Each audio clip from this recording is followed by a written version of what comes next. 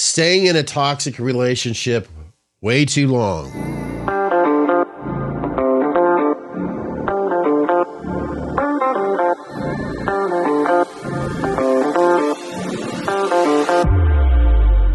Yeah, I'm not telling this story to understand her. No. I'm telling it to understand myself. She's moving on, that's for sure, and I'm still here trying to understand why I'm not. Why I stayed. Oh boy, why did I stay? Well, I was always hoping that things would change. When you're with somebody and the thing of it is, I tell myself, you weren't really with her. But it was 12 years that I was with somebody, and I was always hoping that things would change, and they never did. Well, I guess they did change, but it was never for the best. And of course, you're invested all that time, and it's just a loophole of just constant struggle, stress, and it's kind of like the sinus infection. It won't go away. It's just, I'm not going to get in the details, but it's just like, come on, stop. But yeah.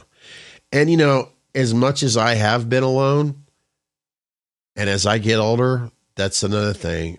Where I was with her, I was afraid of being alone, absolutely fearing it. And this may sound terrible, but I was wanting the version of her that I believed in, not the reality that I got. Let's see. I stayed, unfortunately, because it felt easier than to let her go. And that's a horrible thing to do to yourself. And what I ignored, oh my God, so many red flags that I talked myself out of with her. Oh my God. I'm not going to share, but they were a lot. Moments I knew that something was wrong, but I stayed quiet anyways. And the only time I would ever speak out about certain things is when they would turn into big fights. Sound familiar if you've been through that? Yeah, and I noticed that, and that's what I'm living with now, parts of myself that slowly just went silent, numb. These needs that I had, it just, sadly with her,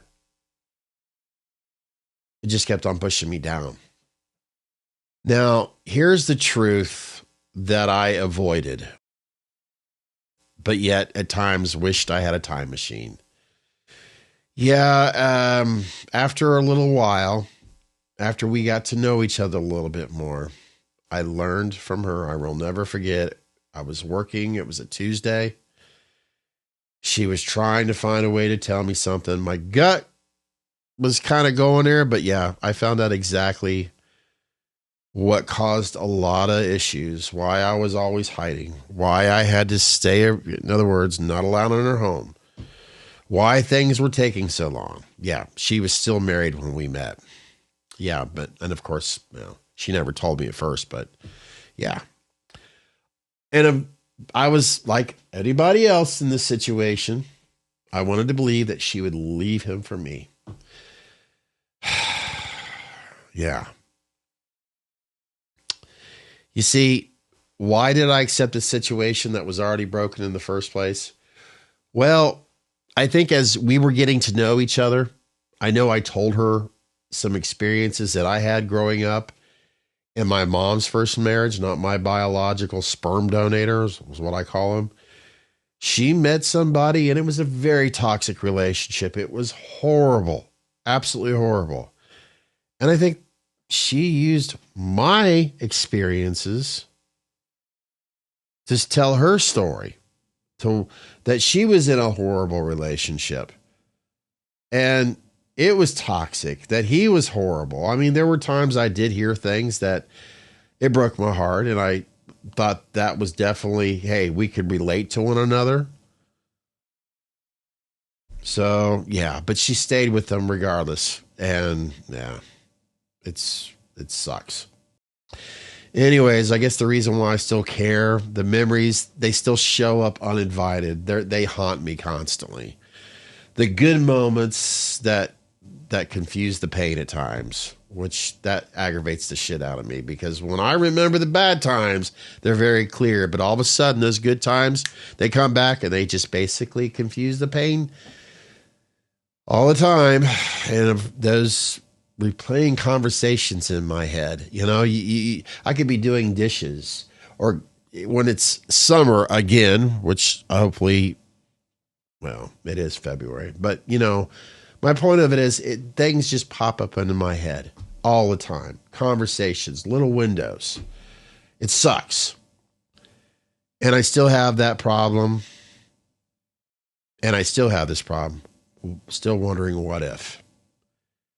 And feeling left behind constantly. I feel like I've been waiting while she was constantly moving on, no matter what. Yeah, she's moved on, and I'm still trying to make sense of it. Look, I do not hate her. I know that. I just don't know how to let go yet, and I'm trying so hard. I am. I have my good days. I have my bad days. And, yeah, it sucks. It really does. It's trying to quit a horrible, horrible habit. Look, I'm still dealing with not having that exact closure. Unfortunately, I still have questions that I'm never going to get answers to. And I'm still trying to figure out who I am without this horrible relationship. I hate to say it, I'm just not over it yet. I'm just more aware of it, that's for sure. And I don't know how long it's going to take me to still heal. I mean, there's times I feel like, yeah, I'm healing, but it's quite obvious I'm still trying to deal with those wounds. I just know that it's still here. Now, I want you to realize these are no lessons that I'm trying to give you. This is not advice. This is not some moral high ground or whatever. I'm just being honest with myself and anybody else out there that has chosen to watch this video, that maybe you feel like you could relate to it. Maybe you've been there, done that, or you're dealing with it now. The last thing I know a lot of us need is advice on how to fix our problems. Because it's frustrating when you talk with someone, and we all know they're just doing it because they care, because they love, they want the best for you. They want you to be happy. And when you're sharing your problems, you're not looking for them to solve your problems. You're just trying to find a way to open up about what's bothering you, what's hurting inside. And truth be told, there's a lot of people that I shouldn't say it like that. It's not like I know a lot of people. But this experience that I'm sharing with you right now, this toxic relationship that I've been in without giving all the details,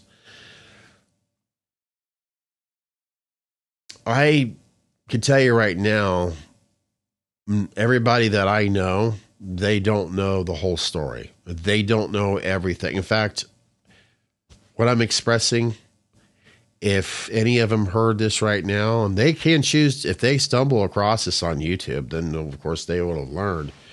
And if you do know me and you're hearing about this for the first time, you just got to understand, this is how I have to deal with it.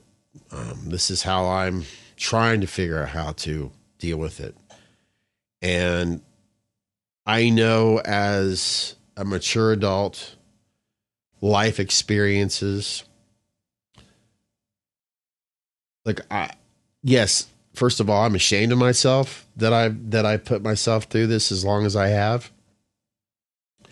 And when I'm with you, when I'm around you, whether you're my parents or my friends, the reason why I don't go around talking about this is because I want to spend the quality time that I have with you. Healthy relationships. Because of you, I'm able to find ways to move forward in my life. I'm able to find who I am once again.